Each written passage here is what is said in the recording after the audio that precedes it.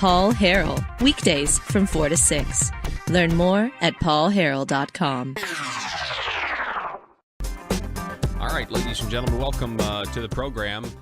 I want to welcome State Representative Jeff Williams, a Republican from District 89, is with us. Jeff, welcome, sir. Good afternoon, Paul. How are you today? I'm doing well. I'm doing good. It's a Monday, and we're getting going here. So, how are you?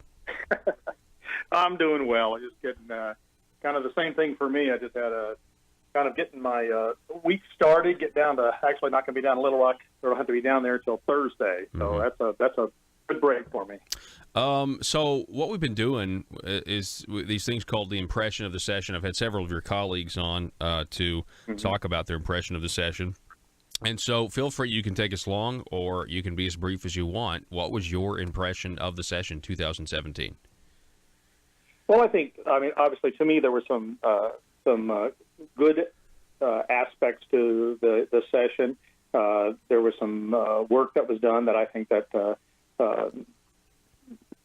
lays well within the conservative policies. I know of many of the constituents of my district that occurred, but there's some things that I think were either successfully brought through or things that were held up this session that I think kind of went against necessarily some of the folks, the beliefs of many of the people in the 89th district up here in Springdale. So, I would say overall we had a more successful than not session, and as we're all aware, these rating success is based upon your position, exactly where you stand.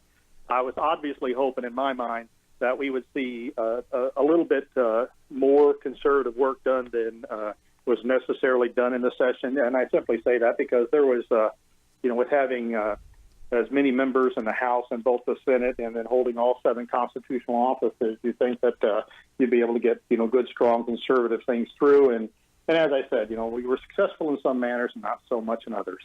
Yeah. We're talking with State Representative Jeff Williams. He's a Republican from Springdale, again, District 89. So you said that it was more successful than not, and I feel free to talk about the successful things and the not successful things. I mean, what do you consider some of the successes, and what do you consider some of the failures? Well, obviously, at least in my mind, whenever you look at increasing regulations or increasing the tax burden on the people of Arkansas, that in my mind that obviously meets into a failure. And in some aspects, we did increase some of the regulations, and we did increase some of the burdens on certain individuals or certain entities within the state. But now, on top of that, of course, there were some other wins as well. Obviously, as I said, you have to look at these sometimes by the way that they're segmented out. I was obviously a fan of the reduction in the tax codes, especially the reduction that we did with our veterans. But I'm not necessarily a fan of the way that it was all paid for, but successful in that aspect. I was, some people would argue that tax cuts need to be made within certain, if you want to call them income levels and such. And I agree with the idea that you want to be able to cut the taxes on the people who are creating the jobs, the folks that are also carrying the majority of the burden. Those are the folks that you need to be focusing a lot on. And even though we didn't on this particular session, we saw some tax reductions, they weren't necessarily within that segment of our population. Mm-hmm. Yeah. You said you don't like the way the veterans tax cut was done. I mean, I didn't either, because it just had, they were increasing taxes on everybody else, and in the case of the digital download tax increase. That's an increase on military retirees as well if they use the internet. And look, I have talked to a lot of politicians about this, and you guys were in a tough position on that military retirement situation, and you were put there by the leadership. They seem to think this was the only way we can get this done. If we would have absorbed it into the budget, I believe it would only cost us $13 million. Now we find out that it was actually a net tax increase, meaning the government is going to end up getting a little bit more money and so it's not really so much of an offset. So what are your thoughts on where we are now versus what was being said then? Well, I was personally supportive of the idea of giving the veterans a tax cut. I didn't talk to a single legislator who was opposed to that concept. I would have rather it have been paid for through cuts in our state in spending. I mean, the reality of the situation is that whether it's 13, 14, or $15 million, regardless of what it is, when you're talking about a state budget that, at least as far as state revenues are concerned, are $5.5 or so billion dollars. A $13 million reduction in spending is a rounding error for most accountants, and I think we could have found it within that. But it was a difficult situation for a lot of our legislators because what the information that they were provided, what they were looking at, no person, and I think excuse me if I'm saying that. Most of the people that I know are very supportive of our veterans and the service that they've given to our country. So it creates a situation where if you say no, you're voting against the vets.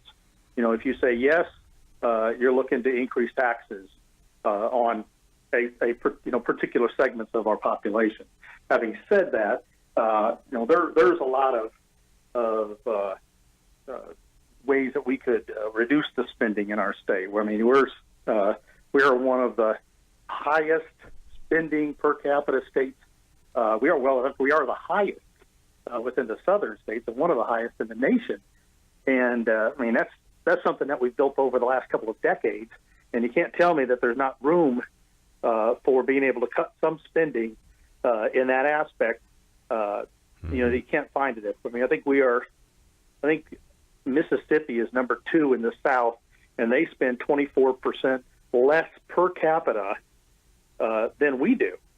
And for some reason, Arkansas has went on a spending spree over the last couple of decades, and we've got to find a way to be able to stop that spending spree. And I think if we do that, we can also find a way to be able to provide relief for not just our veterans, but for all of our citizens. Yeah. Speaking of spending, can I ask you? I mean, the news today or the news this weekend about these. You got these salaries that have been increased. In some cases, $20,000, $30,000, $40,000 from some of these top. Now I know the lower level employees got modest increases, but what are your thoughts on this? I mean, I feel like I just want the spending to stop, and I don't know if giving a bunch of people $30,000, $40,000 pay increases is the answer. What are your thoughts? Well, in my mind, I haven't had a chance to really dig into it too deeply yet first. But one of the questions that I always ask when we start talking about the value of service, the value of somebody's service that they're providing to our state or to one of the companies that I own, I always ask, it's not just about the salary. There are certain other benefits that come along with that, whether it's health care, whether it's retirement, and all of these other things. And I think in many cases what we end up finding out is that people just focus solely on the salary aspect of it, and they don't start looking at all the other benefits that come in with that. I mean, with our state the way that it is right now, there is a great benefit to the people who work for our state, a great value in the retirement that they receive. There's a great value in the other benefits, their health care, their dental care, vision, all the other things that come along with that. And so when I see something like this occur, the first question I ask is that when you say that you're trying to, in most cases when you hear this type of argument, you hear them say they're trying to equalize to the private sector. Well, most places in the private sector aren't providing a defined benefit plan. They're doing defined contribution if they're doing anything. And so when I say that, the first question I start asking is that, what is the true value of the true value of that employee, and what are we paying those employees, including the benefit values? Yeah. You certainly raise an interesting point. We haven't talked about that this entire hour, is the amazing, benefit packages that you get, or at least that's the perception. And what's interesting to me is, when I was growing up, and I heard about this relative or that relative, well, that, he got a government job, or, he's working for the government. I mean, it was always like, wow, he's now got it made because he's got something called job security.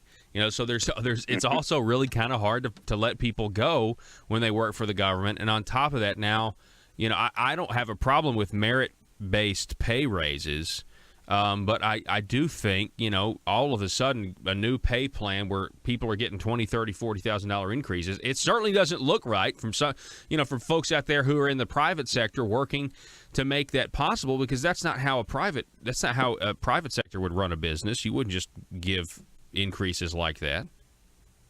No, I wouldn't within my company.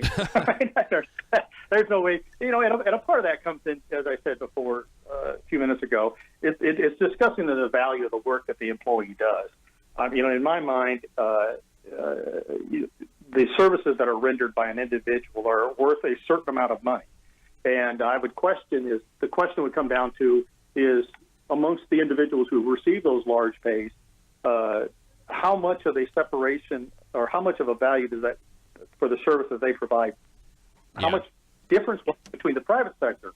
And what I mean by that, real simple, is the fact that if they were working yesterday for $30,000 and suddenly today it's worth $40,000, well, I just want to see what the difference in that, what they're doing between yesterday and today is. That's going to cause me to increase their pay by 30%. Yeah, and I said at the top of the show when I covered this, I said, there are certainly some positions that you could probably argue need to be in what the private sector market is.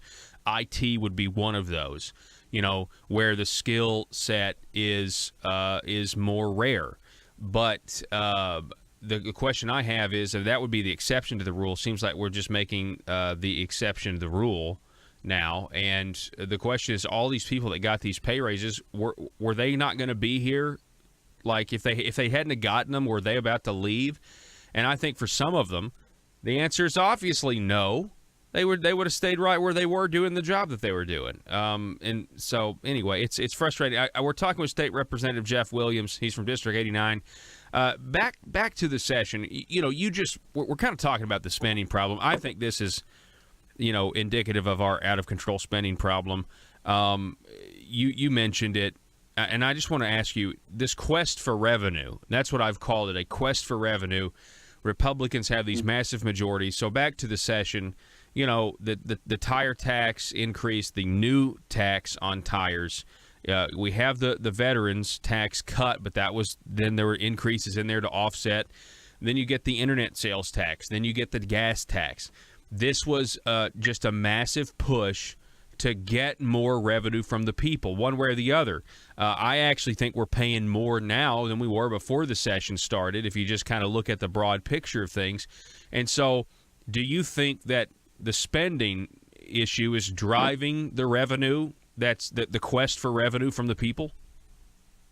Well, I think if you look purely at the data, I'm a data-driven guy. So I don't listen to the words. I look at the data that is driven. And you can see, as I said, over the last couple of decades, Arkansas has had a massive increase spending at every measure of it. And this is after you account for inflation, after you account for population, all of those. Arkansas still had I think that's like a 97% increase over the last 2 decades in spending after accounting for inflation, all of that. So obviously there is a spending problem in Arkansas. And in those cases, if you have an issue like that, you're going to have to go seek out some form of being able to cover those increases in spending. And unfortunately, there's no way forward at this point with Arkansas without a fundamental relook at our state government. I know that the lieutenant governor is looking at is looking at methods of transformation of our state government. No question in my mind, yes, that needs to be done. We need to look at how we can become more efficient, more effective. It's what I do every day with the work with the companies that I have. I look at every day being able to control the cost, every day of looking to be able to cut a penny here and there to be able to continue to make my company viable in this. I think that's one of the issues we have in many cases with our government, is our government doesn't have to compete.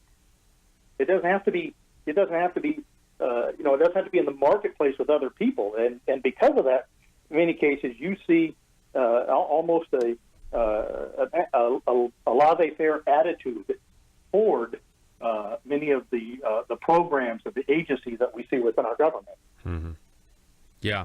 No, I think you're exactly right, and I certainly appreciate the philosophy there, that you're bringing up, because it certainly is. I tend to agree with it. So what do we do? I guess how does let me ask you this, and maybe you disagree with this, but how does the Republican Party protect its image if platform Republicans, but we have some in the leadership that are going after more and more money from the people?